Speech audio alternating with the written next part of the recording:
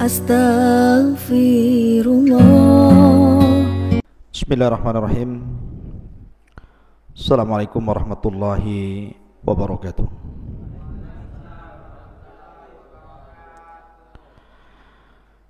Alhamdulillah wassalatu wassalamu ala Rasulillah wa ala alihi wa sahbihi wa mawalah wa la hawla wa la quwata illa billahi wa ba'du. Qala Allahu azza wa jal, ya ayyuhalladzina amanu taqullaha haqqa tuqatih wa la tamutunna illa wa antum muslimun. Wa qala sallallahu alaihi wasallam, man salaka tariqan yaltamisu fihi ilma sahhalallahu bihi tariqan ilal jannah. Amma ba'du. Baik, kita lanjutkan kajian kita, masih membahas Qasasul Anbiya, dan malam ini kita akan membahas tentang kisah Nabiullah Yahya alaihi salatu wassalam. Ma'asyiral muslimin yang dimuliakan Allah subhanahu wa ta'ala, kisah Nabi Yahya ini berbeda dengan kisah-kisah para nabi yang lainnya, karena Nabi Yahya ini salah satu nabi yang dipisahkan antara kepala dan badannya ataupun dipenggal karena suruhan Raja Herodia kala itu, dan kepalanya dijadikan mahar wanita pelacur. Sehingga kisahnya ini memang menarik untuk kita kisahkan, dan nanti syarat dengan pelajaran kalimat per kalimat dalam Al-Quran, tepatnya dalam surah Maryam. Karena cerita itu bukan hanya dinikmati kisahnya, tetapi cerita dalam Al-Quran itu setiap ayat per ayat itu ada makna yang harus dipikirkan dan diusahakan untuk diamalkan. Makanya Allah subhanahu wa ta'ala mengatakan Iqra, baca. Bukan hanya dibaca saja, tetapi juga tadabbur ayat-ayat dalam Al-Quran. Kisah Nabi Yahya ini tidak lepas daripada kisah Nabiullah Zakaria. Baik, kita akan masuk pada surah Maryam ayat kedua dan seterusnya. Allah subhanahu wa ta'ala berfirman, Kaf ha ya ain sad, Dzikru rahmati rabbika abdahu Zakaria. Ka ha ya ain sad ini adalah huruf-huruf hijaiyah yang banyak di permulaan Al-Quran atau di permulaan surat-surat dalam Al-Quran. Ahli tafsir, kalau antum baca tafsir, biasanya tidak ada yang mentafsirkan, hanya mengatakan Allah lebih tahu tentang maknanya. Tetapi para ulama berikan penjelasan, kalau ada penggalan-penggalan huruf hijaiyah seperti alif lam mim, alif lam ra, atau seperti di sini ka ha ya ain sad, atau toha, yasin, dan yang semacamnya. Kenapa Allah subhanahu wa ta'ala selalu letakkan di permulaan surat dalam Al-Quran? Karena Allah letakkan sebagai tantangan Allah kepada orang-orang yang diturunkan Al-Quran kepada mereka. Lah, Quran itu turun di mana? Turun di Mekah. Dan orang-orang Mekah kala itu berbahasa Arab, dan Al-Quran turun menggunakan bahasa Arab. Seolah-olah Allah ingin katakan, bahasa kalian sama dengan bahasa Quran, menggunakan bahasa Arab. Artinya bahwa bahasa yang kalian rangkai itu tidak lebih daripada alif sampai ya. Sama dengan Quran juga sama, tidak lebih daripada alif sampai ya. Kalau kalian meragukan Al-Quran, maka silahkan rangkai dengan huruf hijaiyah yang kalian hafal dari alif sampai ya itu kalimat-kalimat semacam Al-Quran. Makanya Allah mengatakan, Qul hatu burhanakum in kuntum shadiqin. Ya. Ma'asyiral muslimin yang dimuliakan Allah Azza wa Jalla, ini bentuknya tantangan gitu ya. Kalau kalian tidak yakin dengan Al-Quran, Quran kan pakai bahasa kalian, buat seperti Quran. Itu maksudnya kenapa potongan-potongan huruf hijaiyah ini selalu diletakkan di permulaan surat dalam Al-Quran. Begitu penjelasan para ulama. Kemudian Allah mengatakan penjelasan rahmat Tuhanmu kepada hambanya Zakaria. Idnada rabbahu nidaan khafiyah. Ketika dia berdoa kepada Tuhannya dengan doa yang sangat lembut. Artinya dengan doa yang tidak perlu diteriakkan, karena Allah itu dekat dengan kita. Makanya sahabat Nabi SAW pernah berkata kepada Rasul, Ya Rasulullah, Arabbuna qaribun am ba'id? Rasul, Tuhan kita ini jauh apa dekat? Wa idza kana qaribun fa nunaji wa idza kana ba'idun fa nunadi. Kalau memang dia dekat, kita bisik-bisik saja. Tapi kalau dia jauh, kita panggil-panggil. Maka Allah Subhanahu wa taala turunkan ayat, wa idza sa'alaka ibadi anni fa inni qarib. Apabila hamba-hambaku bertanya soal aku ya Muhammad, katakan aku dekat. Jadi tidak perlu doa itu teriak-teriak. Doa itu tidak perlu berteriak-teriak, tetapi dengan cara nidaan khafiyah, seperti doanya Zakaria. Kemudian Allah mengatakan, Qala Rabbi inni wahanal azmu minni wasta'ala ar-ra'su syaiban. Zakaria berkata, Ya Rabb, sesungguhnya telah lemah tulang ini, dan juga sesungguhnya rambut ini telah beruban memutih. Walam akun bidu'aika rabbi syakiya, dan aku menjadi dengan doa kepadamu tidak pernah kecewa. Artinya dia terus berdoa dan tidak pernah bosan untuk tidak berdoa. Dan harusnya seperti itu, ikhwan. Yang tahu nilai sebuah doa itu para nabi. Kadang-kadang orang itu kalau ada masalah bukan mengadu kepada Allah, malah nulis status. Jadi minta bantuan kepada orang-orang yang ada di Facebook, yang ada di Instagram. Yang membuat masalah itu Allah, yang mengangkat juga Allah. Jadi kalau ada masalah tidak perlu ditulis di status. Ini aneh, setiap ada masalah mesti ditulis status. Lagi galau, ngapain orang coba tulisan begitu? Minta kepada Allah Azza wa Jalla, masalahnya diselesaikan. Makhluk itu tidak bisa menyelesaikan masalah. Makanya Zakaria mengajarkan kepada kita, jangan pernah bosan berdoa.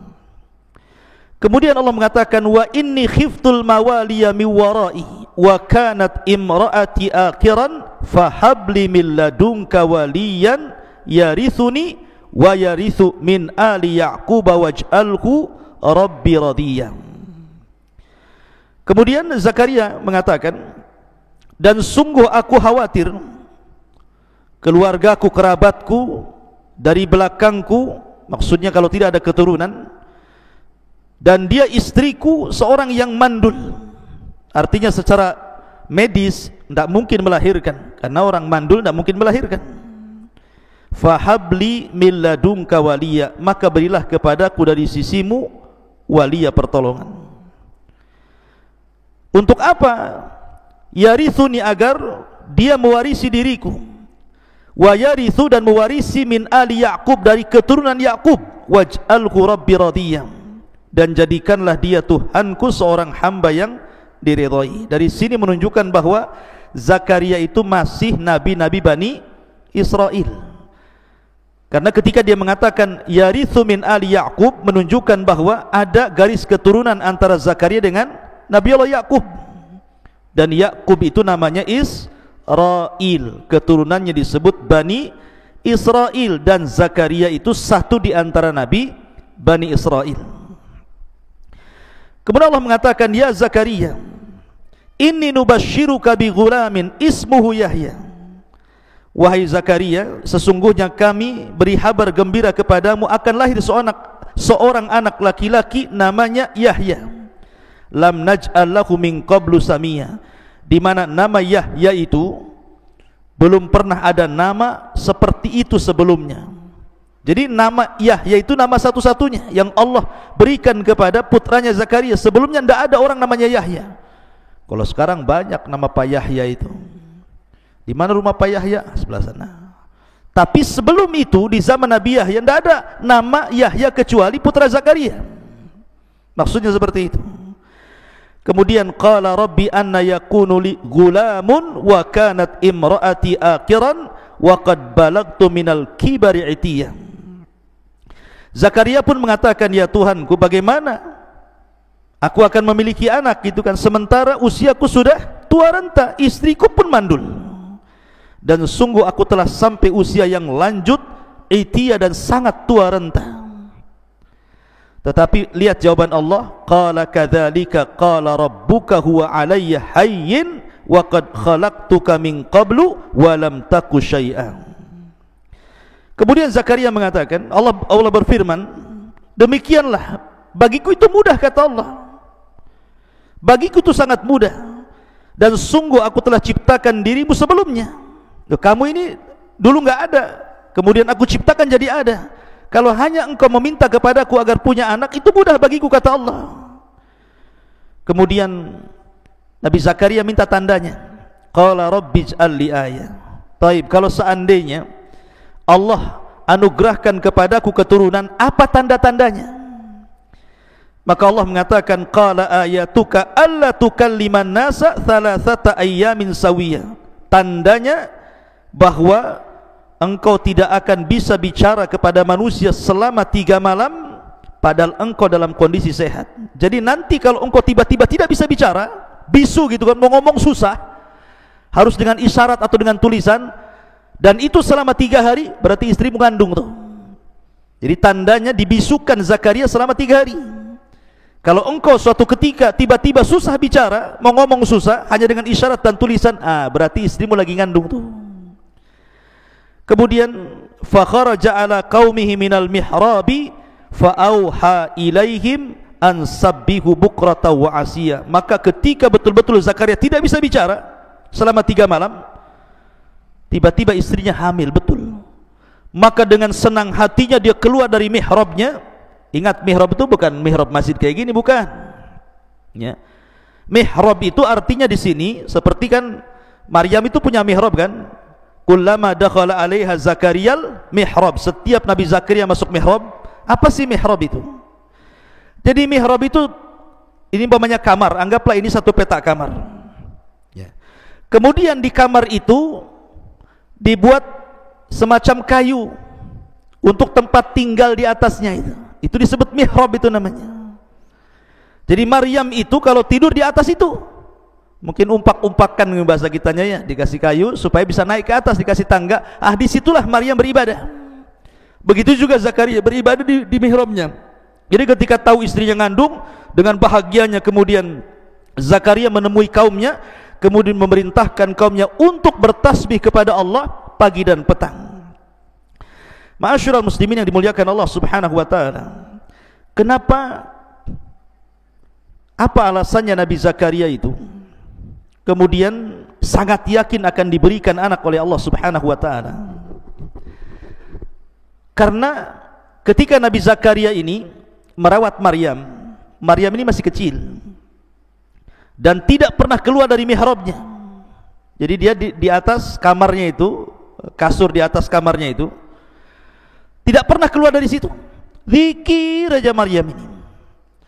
Jadi suatu ketika Zakaria ini masuk ke mihrabnya Maryam, dan setiap dia mendapatkan melihat mihrabnya Maryam, dia mendapatkan banyak makanan, banyak sekali makanan. Makanya Allah mengatakan, kullama dakhala 'alaiha Zakariyal mihrab wajada indaha rizqa. Setiap Zakaria masuk ke kamarnya Maryam, ke mihrabnya, sudah banyak makanan, terutama buah-buahan. Lah buah-buahan ini yang tidak ada di musim panas, ada pula di musim dingin. Yang tidak ada di musim dingin, ada pula di musim panas. Makanya lihat bahasa Quran. Nabi Zakaria mengatakan kepada Maryam, anna laki hadza. Dari mana buah-buahan ini? Siapa yang mendatangkannya? Sebab kalau seandainya buah-buahan itu ma'ruf, ada di musimnya, tentu Zakaria tidak akan mengatakan anna laki hadza. Dari mana buah-buah ini? Pasti Zakaria pun akan maklum, umpamanya ini musim kurma, banyak kurma di kamarnya, mungkin ada orang ngasih. Atau lagi musim jeruk, tiba-tiba banyak jeruk, paling Zakaria mengatakan siapa yang ngasih buah-buahan ini, tidak mengatakan anna laki hadza. Itu bahasa Quran. Tiba-tiba Maryam mengatakan apa? Huwa min indillah. Ini datang dari Allah. Subhanallah. Ketika Maryam mengatakan demikian, langsung masuk ke akal Zakaria. Kalau seandainya anak kecil Maryam ini saja dengan rajin ibadah di mihrabnya, tidak pernah keluar, bisa diberikan rizki oleh Allah tanpa harus capek-capek mencarinya, tanpa harus menunggu orang mengasihnya, tiba-tiba sudah ada di situ gitu ya. Kemudian yang lebih heran lagi, makanan di musim panas ada pula di musim dingin, buah-buahan di musim dingin ada pula di musim panas. Zakaria berpikir tuh, aku ini sudah tua, istriku sudah hamil, masa Allah enggak mungkin kasih anak kepadaku? Maka lihat bahasa Quran, Allah tidak mengatakan fada'a Zakaria, tapi Allah mengatakan hunalika da'a Zakaria. Pakai hunalik di sini. Apa faedahnya kalimat hunalik di sini? Seolah-olah begini, mumpung ada kesempatan ketika dia melihat Maryam rajin ibadah kemudian diberikan rizki, maka besoknya Zakaria pun ikut cara Maryam, masuk ke mihrabnya, beribadah terus, berdoa terus. Dari situlah kemudian Jibril datang dan menghabar gembirakan kepada Zakaria akan kelahiran Yahya. Hunalika da'a Zakaria rabbah. Dan itu kedahsyatan doa dan ibadah. Lihat ketika Allah mengatakan malaikat datang ke Zakaria menghabarkan gembira, sedang apa Zakaria? Wa huwa qaimun yusalli, kan gitu ya. Wa huwa qaimun yusalli fil mihrab. Jadi malaikat ketika menghabarkan bahwa Zakaria itu akan melahirkan, atau bukan dia yang melahirkan, istrinya akan melahirkan Yahya, Zakaria sedang sholat. Kenapa Allah Subhanahu wa taala tidak menyebutkan Zakaria sedang tidur, Zakaria sedang ngobrol, Zakaria sedang main, Zakaria sedang jalan? Kok sedang sholat diberikan kabar? Kata para ulama, lihat bagaimana sholat itu bisa menyelesaikan sebuah permasalahan. Makanya Nabi SAW kalau ada masalah itu segera sholat, kemudian meminta kepada Allah supaya masalahnya diselesaikan. Maka sholat itu sesuatu yang sangat penting dalam kehidupan umat manusia ini. Taib, setelah kemudian Allah Subhanahu wa taala anugerahkan Zakaria seorang putra namanya Yahya. Nabi Yahya ini ikhwatu fiddin, muliakan Allah Azza wa Jalla, orangnya aneh karena selalu hidup di hutan. Jadi kecil-kecil itu hidup di hutan dia. Dia tidak pernah bergaul dengan kawan-kawan sebayanya. Sendiri dia hidupnya itu. Masih kecil belum balik itu, dia tidak pernah main sama kawan-kawannya. Sampai kawan-kawannya mengatakan, hayyanal abmana, yuk kita main sama kita. Mungkin di zaman sekarang, yuk kita main kelereng, main apa lagi, petak umpet, berenang, main futsal gitu ya, zaman sekarang kan. Apa kata Zakaria? Allah tidak pernah menciptakan aku untuk main-main. Ma khalaqna lila'ib, ma khuliqna lila'ib, katanya. Aku tidak diciptakan untuk main-main, katanya. Kalau kayak Nabi Yahya kan mantap tuh. Pal main bola, aku nggak diciptakan untuk main-main. Gitu. Ya. Main bola, Pal. Ayo, di mana? Ini repot antum. Ya. Tunggu, saya ajak kawan lagi, nularkan penyakit lagi tuh. Jadi bagaimana Zakaria ini mengatakan ma khuliqna lila'ib, aku tidak diciptakan untuk main-main. Dari situ dia tidak pernah ikut kawan-kawannya. Dia hidup sendiri. Kadang-kadang dia ke hutan.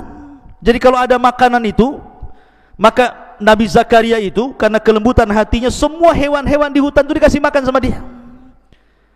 Sampai akhirnya mulai dari hewan buas sampai hewan jinak itu tidak berani mengganggu Nabi Yahya karena dia yang kasih makan mereka.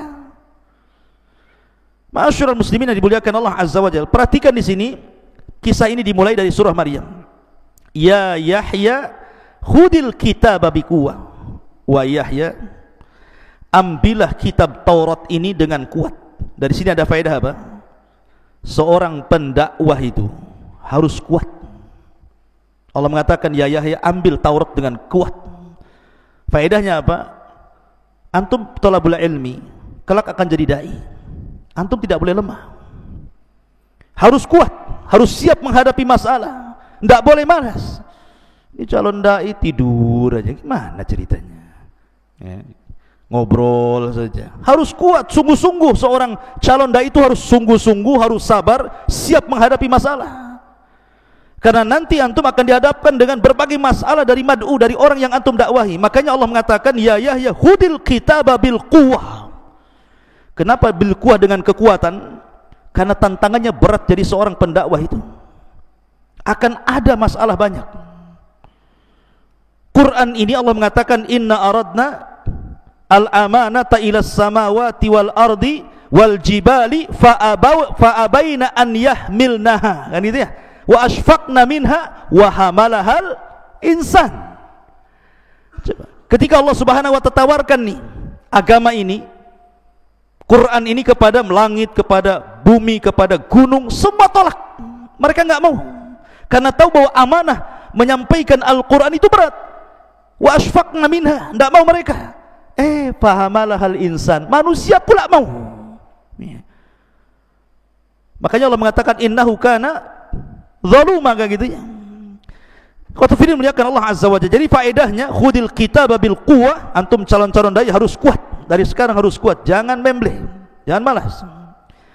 Wa atainahul hukma sabiyya. Dan kami telah memberikan hikmah, ilmu, pengetahuan, kecerdasan kepada Yahya sejak dari anak-anak.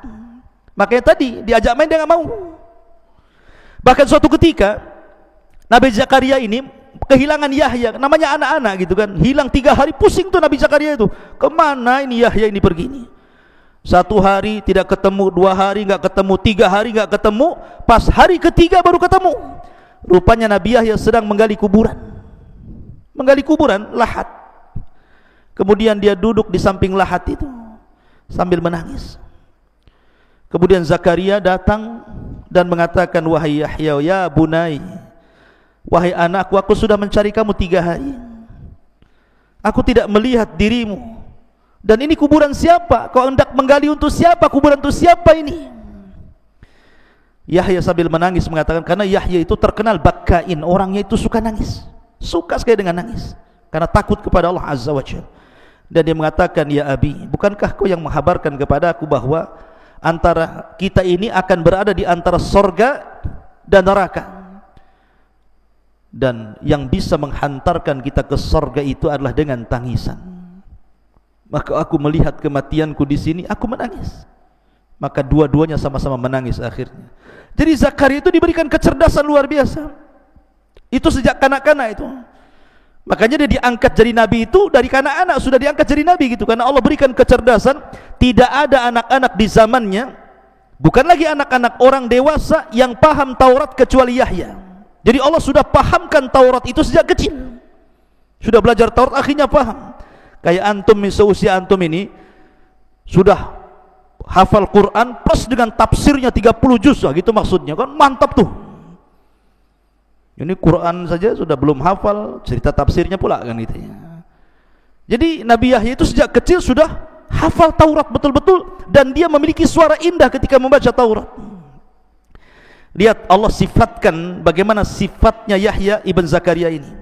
Wa hananan min ladunna wa zakatan wa kana taqiyyan. Allah mengatakan wa hananan min ladunna, dan kami berikan perasaan sayang dari sisi kami. Jadi Yahya itu terlahir sebagai manusia penyayang. Kenapa Allah Subhanahu wa taala katakan kami masukkan ke hati Yahya itu perasaan sayang, sayang kepada sesama. Kalimat hanan dalam bahasa Arab, ikhwan, biasanya digunakan untuk kasih sayang seorang anak kepada orang tua. Itu kalimat hanan. Kenapa Allah Subhanahu wa taala sifatkan Yahya ibn Zakaria ini dengan sifat hanan, penuh dengan kasih sayang? Karena dia punya orang tua sudah tua. Zakaria itu sudah 100 tahun lebih usianya. artinya sudah kakek-kakek renta. Istrinya juga sama, sudah nenek-nenek. Yang dibutuhkan orang tua yang sudah renta itu kasih sayang dari anak-anaknya. Makanya antum tuh kalau pulang sayangi orang tua antum. Diperintahkan apa saja selama tidak maksiat, siap bu, siap pak, begitu. Jangan nantilah, belum tidur, capek. Ini nggak jelas ini. Ya. Lihat Yahya ini. Karena Allah Subhanahu wa taala mengingatkan Zakaria sudah tua, istrinya sudah tua, berarti Yahya ini harus berbuat baik kepada orang tuanya. Makanya disifati wa hananan min ladunna, wa zakatan, dan kesucian hatinya, wa kana taqiyya, dan dia orang yang bertakwa. Makanya ketika Allah Subhanahu wa taala berfirman tentang sifat-sifat setelahnya, wa barran biwalidayhi, lihat bagaimana seorang Yahya ibn Zakaria itu orang yang suka berbuat baik kepada orang tuanya. Walam yakun jabbaran asiya, dan dia tidak pernah sombong dengan orang tuanya dan tidak pernah durhaka dengan orang tuanya. Lihat bahasa Quran ikhwan, ketika Allah mensifati Isa dengan mensifati Yahya berbeda. Di sini Allah mengatakan apa? Wa barram biwalidayhi wa lam yakun jabbaran asiya, pakai asiya. Tapi ketika mensifati Isa apa? Wa lam yakun jabbaran syakiyah. Ketika Allah menyebutkan Isa menggunakan syakiyah. Ketika Allah mensifati siapa? Yahya, asiya. Apa bedanya syakiyah dengan asiya itu? Kalau syakiyah itu di atasnya asiya, jadi lebih parah lagi, kurang ajarnya gitu ya. Kenapa? Ketika kemudian Allah mensifati Nabi Isa bahwa dia bukan orang yang sombong kepada orang tuanya dan tidak pernah kurang ajar sekali kepada orang tuanya, karena Yahya itu masih ada ibu, masih ada bapak. Sehingga kalau seandainya seseorang anak punya ibu bapak, suatu ketika mungkin dia tidak nurut sama ibunya, kemudian ibunya sakit hati, ada yang kasih nasihat suaminya, memberikan kesabaran. Makanya masih terhibur ibunya dengan suaminya, walaupun anaknya kurang ajar gitu ya. Lah makanya menggunakan Asia, beda dengan Isa. Isa hanya punya ibu, tidak punya suami gitu ya. Sehingga kalau dia disakiti anaknya, sakit hatinya itu dalam. Makanya ini juga risalah kepada orang-orang yang hanya punya ibu dan sudah tidak punya ayah. Maka jangan sakiti hati ibu anda, karena sakitnya itu lebih dalam dibandingkan ketika masih ada suaminya. Itu maksudnya di situ ya. Ini pelajaran besar juga bagi antum yang syukur-syukur antum masih punya kedua orang tua. Allah mengatakan wassalamun alaihi yauma wulida wa yauma yamutu wa yauma yub'atsu hayya. Enggak apa-apa kita akhirkan nanti isyanya. Dan sejahteralah atas Yahya pada hari dilahirkan, pada hari dia meninggal, dan pada hari dia dibangkitkan. Dan itulah keinginan kita, selamat saat dilahirkan, selamat saat diwafatkan, dan selamat saat dibangkitkan. Taib ini kisah daripada dalam surah Maryam. Kita masuk pada kisah inti. Ma'asyiral muslimin yang dimuliakan Allah Azza wa Jalla. Di zaman Nabi Yahya itu hidup 3 nabi. Pertama Zakaria, yang kedua Isa, yang ketiga Yahya. Ini hidup sezaman. Zakaria, Yahya, Isa hidup sezaman. Karena antara Yahya dan Zakaria itu, Yahya dengan Isa itu masih kerabat. Karena Zakaria itu menikah dengan saudari dari saudari dari keluarga Imran. Jadi Imran punya istri namanya Hanan. Kemudian punya adik perempuan dinikahi Zakaria. Kemudian dari Hanan ini lahir Maryam. Kemudian dari Zakaria lahir Yahya. Dari Maryam lahir Isa. Berarti Isa dengan Yahya itu sebutannya apa? Anak paman, anak bibi. Ibnu Kholah namanya ya, anak bibi gitu, jatuhnya anak bibi. Makanya ketika Nabi SAW Isra Mi'raj, kemudian naik ke langit kedua, berjumpa dengan Isa dan Yahya, dan keduanya adalah Ibnu Kholah, anak daripada bibi. Ma'asyiral muslimin yang dimuliakan Allah Azza wa Jalla. Suatu ketika Nabi Isa dengan Nabi Yahya ini berjumpa. Yahya dan Isa ini berjumpa. Kemudian Allah Subhanahu wa taala berwasiat kepada Nabi Yahya dengan 5 wasiat. Wahai Yahya, aku beri kau 5 wasiat. Kau amalkan 5 wasiat ini, kau dakwahkan kepada Bani Israel dan suruh Bani Israel mengamalkannya. Ketika berjumpa dengan Nabi Isa, Yahya bercerita bahwa dia diberikan 5 wasiat oleh Allah Azza wa Jalla, dan menyebutkan wasiat-wasiatnya. Kata Isa, wahai Yahya, kau harus segera menyampaikannya. Apakah aku yang harus menyampaikan wasiat itu ataukah dirimu?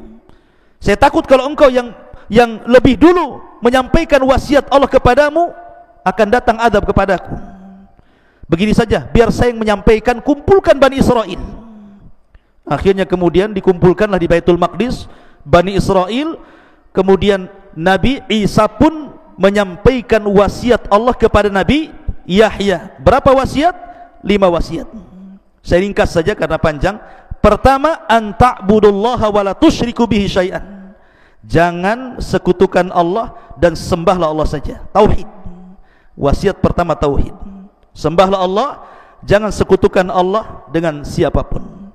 Yang kedua, wa amurakum bisalah, dan aku perintahkan kalian dengan salat. Fa innallaha azza wa jalla yansibu wajhahu liwajhi abdihi ma lam yaltafit fa idza shallaitum fala taltafitu. Yang kedua, laksanakan salat dan jangan menoleh ketika salat, sebab Allah selalu menghadapkan wajahnya kepada hambanya selama hamba itu tidak menengok dalam salatnya. Kemudian yang ketiga, wa amurakum bisyam, aku perintahkan kalian untuk berpuasa. Kemudian yang keempat, wa amurakum bisadaqah, ya, dan aku perintahkan untuk sedekah. Subhanallah, sedekah ini tinggi nilainya setelah tauhid, salat dan puasa. Kemudian yang terakhir, wa amurakum bidzikrillah, dan aku perintahkan kalian untuk memperbanyak zikir kepada Allah Subhanahu wa taala. Ketika Nabi SAW menyampaikan hadis ini, maka Rasul mengatakan, sebagaimana Yahya diberikan wasiat 5 perkara untuk disampaikan kepada umatnya, maka aku juga diberikan wasiat oleh Allah 5 perkara agar kusampaikan kepada umatku. Kata Nabi SAW, wa ana amurakum bi khamsin Allahu amarani bihinna, dan saya perintahkan kepada kalian 5 perkara sebagaimana Allah perintahkan 5 perkara kepadaku. Yang pertama, bil jamaati. Yang kedua, bis sam'i. Yang ketiga, bit ta'ati. Yang keempat, bil hijrati. Dan yang kelima, bil jihadi fi sabilillah. Pertama, bil jamaah. Maksudnya jamaah ini jangan keluar dari ketaatan kepada pemimpin, karena itu ciri-ciri khawarij. Yang kedua, mendengar kepada pemimpin, jangan bermaksiat selama perintahnya itu ma'ruf. Kemudian yang ketiga, taat selama perintahnya tidak maksiat. Kemudian yang keempat, hijrah. Hijrah di sini maksudnya dari perkara buruk menjadi perkara baik, dari lingkungan buruk menjadi ke lingkungan yang baik, dari negara kafir ke negara Islam, dan begitu seterusnya. Mana hijrah ini luas. Kemudian yang terakhir, bil jihadi fi sabilillah, untuk berjihad di jalan Allah, baik dengan jiwa, dengan harta, dengan waktu, dan begitu seterusnya.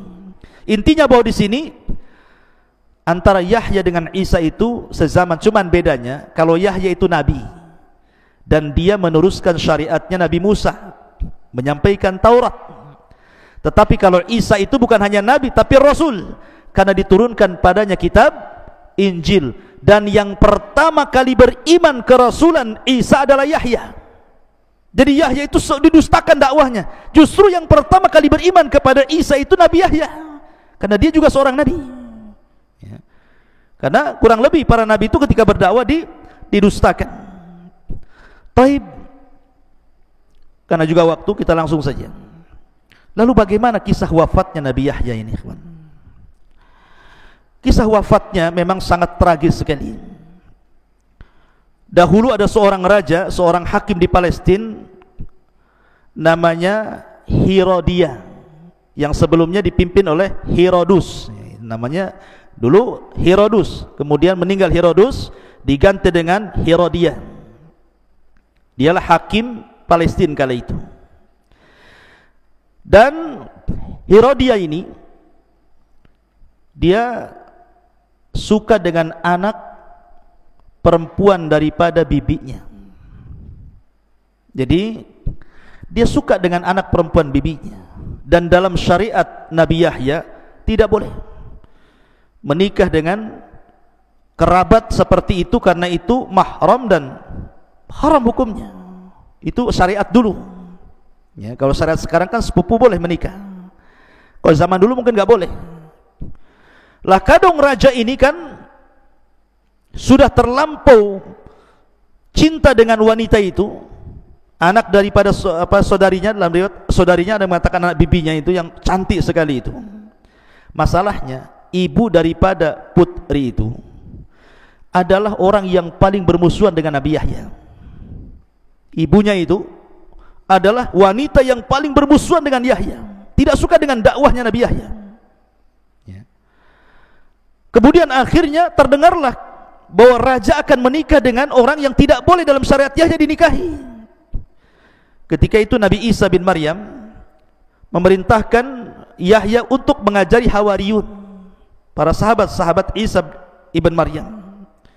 Lah salah satu fatwa yang difatwakan oleh Yahya kepada Hawariyun itu, tidak boleh menikah dengan seorang wanita yang masih ada hubungan kerabat, seperti Raja Herodia ini dengan wanita tadi.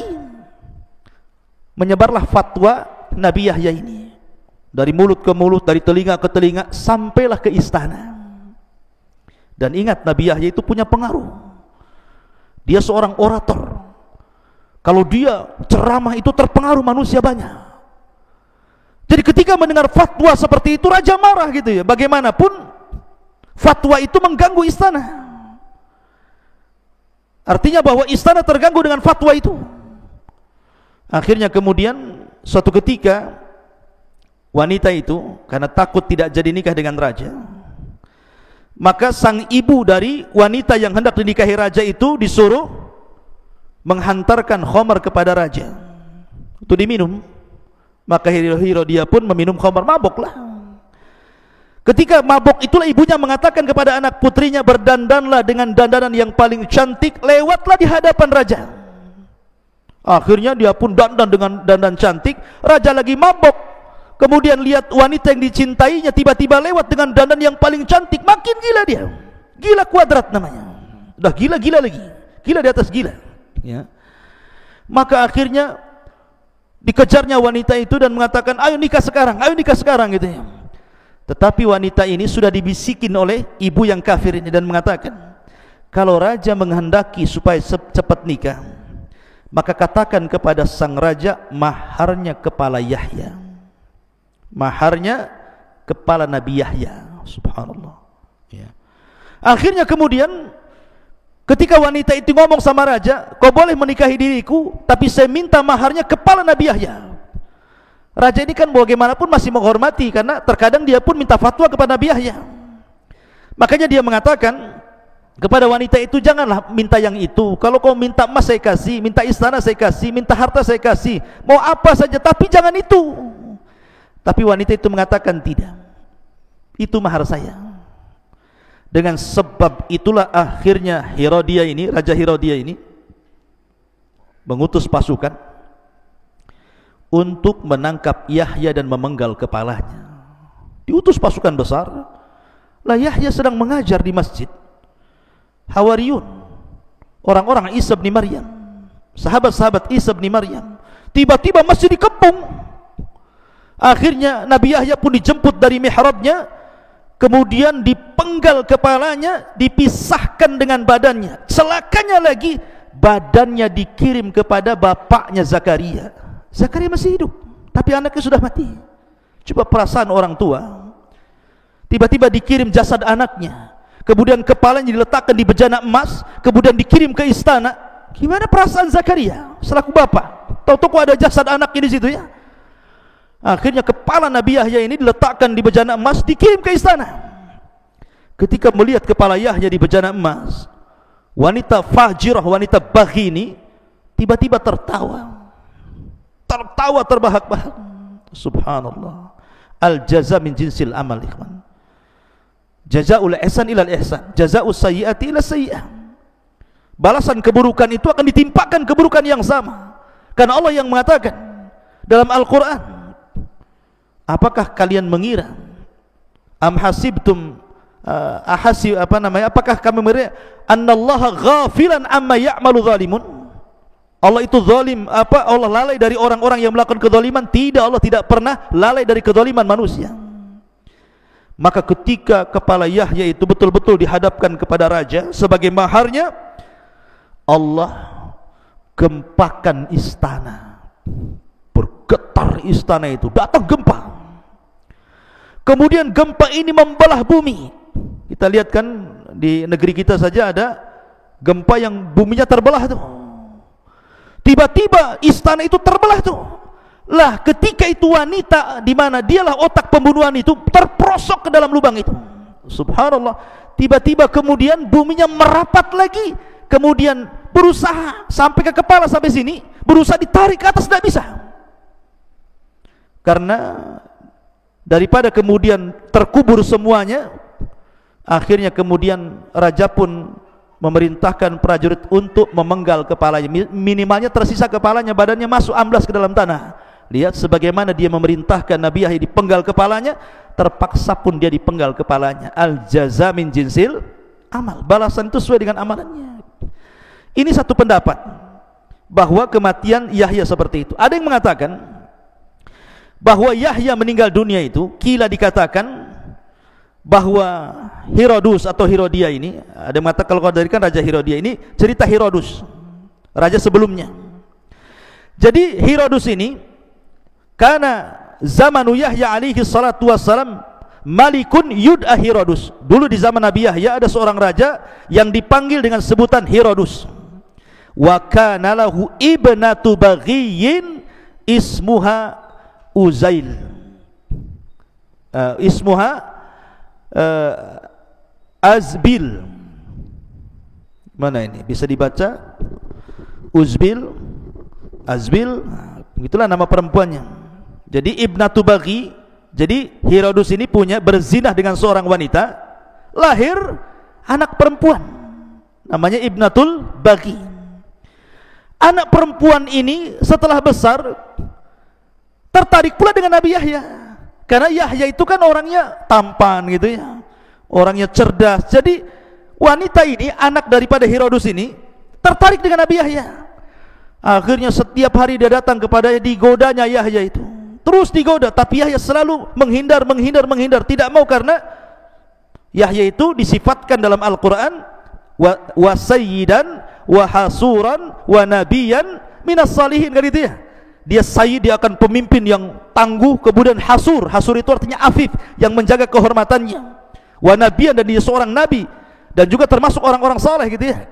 Jadi Nabi Zakaria menghindar, tidak mau, digoda apapun dia nggak mau. Kalau posisi Nabi Yahya diganti dengan antum, sebentar aja kelepek-kelepek antum ya. Karena yang menggoda perempuan cantik, anak raja lagi ya. Tetapi Yahya berusaha menjaga kehormatannya, didekati wanita tidak mau. Karena itulah akhirnya dia ngadu kepada bapaknya, marah bapaknya Herodus ini. Karena marah itulah akhirnya dia dendam kepada Yahya, diutuslah pasukan, disuruh dipenggal kepalanya. Subhanallah. Lah ketika itulah dua riwayat yang menyebutkan kematian Nabi Yahya. Setelah jasadnya Yahya, badannya dikirim kepada Zakaria, kepalanya dibawa ke istana. Tentu seorang ayah bagaimanapun melihat jasadnya sedih, kawan. Dan terutama orang-orang dan para pengikutnya, baik pengikut Yahya, pengikut Isa, pengikut Zakaria, geram semua dengan raja ini. Lah karena dikhawatirkan kemudian Nabi Zakaria ini akan membangkitkan manusia, kemudian akan melawan kepada raja. Akhirnya kemudian raja pun membuat pasal bagaimana caranya, sebagaimana dia berhasil membunuh Yahya, mereka pun akan membunuh Zakaria. Dikirim pasukan dengan tuduhan bahwa Zakaria adalah orang yang telah menghamili Maryam. Karena kan Maryam hidup di mihrab di Baitul Maqdis, dan yang mengkafir Zakaria. Dibuat fitnah. Oh, jangan-jangan Maryam hamil itu Zakaria yang hamili, kan gitu. Makanya orang-orang Yahudi sampai hari ini mereka menganggap bahwa Isa itu anak zina. Karena itu tuduhan Herodus. Ini kan Herodus kan raja Yahudi masalah di zaman itu, ya. Tuduhlah dia dengan tuduhan bahwa Zakaria telah berzina dengan Maryam. Itulah dia pantas untuk dibunuh. Maka disebarlah pasukan untuk menangkap Zakaria. Zakaria tahu bahwa dia sedang dikepung, maka dia bersembunyi di hutan. Salah satu mukjizat Zakaria itu bisa membelah pohon, ikhwan. Jadi pohon itu bisa dibelah, kemudian dia bisa masuk, kemudian pohon itu akan menyatu lagi. Dia bisa bersembunyi di dalam pohon itu. Jadi pasukan ini ke hutan nyari-nyari Zakaria, nggak ketemu. Sayangnya, ketika Nabi Allah Zakaria masuk ke dalam pohon itu, rupanya datang iblis. Iblis ini melihat Zakaria masuk ke dalam pohon, kemudian bajunya ini tidak masuk semua, ada sedikit baju yang nyempil. Jadi ketika pohonnya rapat, bajunya keluar sedikit, gitu maksudnya. Dan iblis tahu. Ketika pasukan datang nyari ke hutan sana sini nggak ketemu, akhirnya kemudian iblis pun menjelma manusia dan mengatakan, kalau kalian mencari Zakaria, ku kasih tahu di mana dia berada. Kata iblis, tuh di pohon sana. Kau bawa gergaji pohon sana, maka kalian akan berhasil membunuh Zakaria. Akhirnya kemudian ditunjukkan oleh iblis tempat Zakaria bersembunyi dalam pohon itu. Mereka sudah bawa gergaji, digergajilah pohon itu menjadi berbelah-belah, akhirnya keluar darah, dan Allah takdirkan Zakaria meninggal di situ. Lihat bagaimana anak dan bapak dua-duanya dibunuh dengan cara sadis oleh orang-orang Yahudi di zaman itu. Cukup sampai di sini? Tidak. Isa masih hidup. Isa kan masih hidup. Akhirnya setelah mereka berhasil membunuh Yahya, membunuh Zakaria, targetnya sekarang Isa. Tidak mungkin Isa diam. Pasti dia akan memberikan pengaruh. Itu kata raja. Akhirnya bunuh juga Isa. Dikepunglah orang-orang itu, mengepung rumah Isa bin Maryam, yang ketika itu Isa sedang mengajarkan kepada orang-orang Hawariyun. Beberapa orang saja Hawariyun Isa itu. Dan ingat, kalau antum berjumpa dengan orang-orang Nasrani ataupun orang-orang yang mu'alaf masuk Islam dan dulunya dia seorang Nasrani, biasanya keyakinan yang tersebar di antara mereka bahwa yang diserupakan dengan Isa adalah pengkhianat. Pengkhianat, salah satu murid Isa yang berkhianat. Memang ada pendapat seperti ini, tetapi dalam Islam pendapat yang kuat bukan. Yang diserupakan dengan Isa adalah muridnya Isa sendiri, bukan murid Isa yang berkhianat, ya. Dan itu pendapat kita kaum muslimin. Jadi yang meninggal itu, yang disalib, yang ditangkap, disalib, dibunuh itu salah satu murid Isa, bukan murid Isa yang berkhianat sebagaimana yang mereka sangkakan seperti itu. Sebagaimana fatwa daripada Syekh Shalih Fauzan hafizahullah taala. Jadi yang meninggal itu salah satu muridnya. Lah muridnya ini berkorban untuk nabinya. Ketika Isa mengatakan, siapa di antara kalian yang mau Allah jadikan wajahnya serupa dengan wajahku, maka dia akan menjadi saudaraku kelak di sorga, menjadi temanku di sorga. Maka yang paling mudah mengatakan, saya wahai Nabi Allah. Maka akhirnya diusaplah wajahnya oleh Isa. Kemudian wajahnya persis mirip dengan Isa bin Maryam. Kemudian Isa merintahkan Hawariyun yang lainnya untuk menyebar, pergi, menghindar, dan disuruh mendakwahkan Injil supaya Nasrani ajaran Injil kemana-mana. Tetapi setelah mereka pergi, yang ada di rumah itu cuma dua, Isa dengan salah satu muridnya yang diserupakan dengan Isa. Maka Isa pun kemudian oleh Allah ditidurkan, inni mutawaffika, ya Isa, aku wafatkan. Mutawaffi di sini artinya apa? Allah tidurkan, bukan Allah matikan, Allah tidurkan. Makanya doa setelah tidur apa? Siapa yang hafal doa setelah tidur? Doa setelah tidur apa? Alhamdulillahilladzi amatana ba'dama ahyana ba'dama amatana wa ilaihi nusyur, kan itu. Ya Alhamdulillah, segala puji bagi Allah yang telah menghidupkan dari kematian. Berarti mati tidak harus hilang nyawanya. Tidur itu disebut mati juga, gitu maksudnya di sini, ya. Maka kalimat inni mutawaffika wa rafi'uka ilayya, sesungguhnya aku wafatkan, maksudnya aku tidurkan dan aku angkat engkau hai Isa.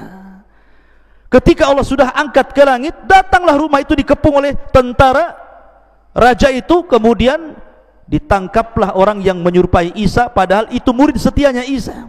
Hawariyun Isa ditangkap, kemudian dibunuh, disalib, maka orang Yahudi mengatakan qatalnal Masih ibn Maryam, kami sudah membunuh Al-Masih ibn Maryam.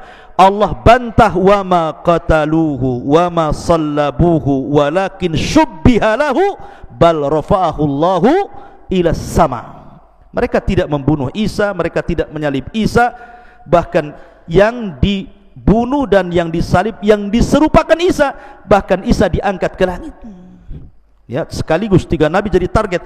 Kalau Allah Subhanahu wa taala tidak angkat Isa ke langit, tentu Isa pun jadi sasaran pembunuhan. Tetapi sudah kudrat Allah, artinya kehendak Allah bahwa seorang rasul tidak mungkin mati dibunuh. Rasul tidak mungkin mati dibunuh, karena rasul itu membawa syariat baru. Tidak mungkin nabi yang membawa syariat baru, rasul gitu ya, dibunuh. Makanya lihat para rasul ulul azmi itu, mereka tidak mati dibunuh supaya bisa menyebarkan risalahnya. Dan para ulama mengatakan ketika Isa naik ke langit, maka Isa sudah menyampaikan seluruh risalah Injil kepada kaumnya. Artinya ketika diangkat itu sudah tidak lagi ada beban menyampaikan Injil. Makanya ketika turun di akhir zaman, dia tidak lagi diperintahkan Allah untuk menyebarkan Injilnya, tetapi ada tugas lain. Pertama, intinya tugasnya adalah membunuh Dajjal. Kemudian setelah itu mematahkan salib, membunuh babi, dan berhukum dengan hukum keadilan. Dan Isa akan hidup di akhir zaman. Adapun apakah Isa menikah kemudian punya anak, wallahu a'lam, hadisnya juga lemah. Tapi yang jelas Isa akan turun di akhir zaman, menunjukkan bahwa kenapa Isa turun di akhir zaman, salah satu faedahnya bantahan kepada orang Yahudi dan Nasrani. Apa bantahan kepada Yahudi? Kalian ngomong aku sudah mati, ini aku turun loh, aku masih hidup. Nah gitu maksudnya. Adapun bantahan kepada Nasrani, karena Isa sholat di belakang Imam Mahdi, nggak mungkin Tuhan sholat di belakang Imam Mahdi. Mereka kan mengatakan bahwa Isa itu Tuhan, ada yang mengatakan Isa anak Tuhan, Isa satu di antara 3 Tuhan, kan itu ya? Tidak. Isa sholat di belakang Imam Mahdi, menunjukkan dia hamba Allah dan Rasulnya. Kita tidak membeda-bedakan para nabi dan Rasul, termasuk Isa bin Maryam kita beriman ya, dan kita mencintai Isa sebagaimana mencintai para nabi yang lain. Wallahu a'lam. Ini di antara kisah Nabi Yahya ibn Zakaria. Subhanallah bihamdika asyhadu an la ilaha illa anta astaghfiruka wa atubu ilaik. Allah Ta'ala. Assalamualaikum warahmatullahi wabarakatuh. Pakai azan dalam aja ya.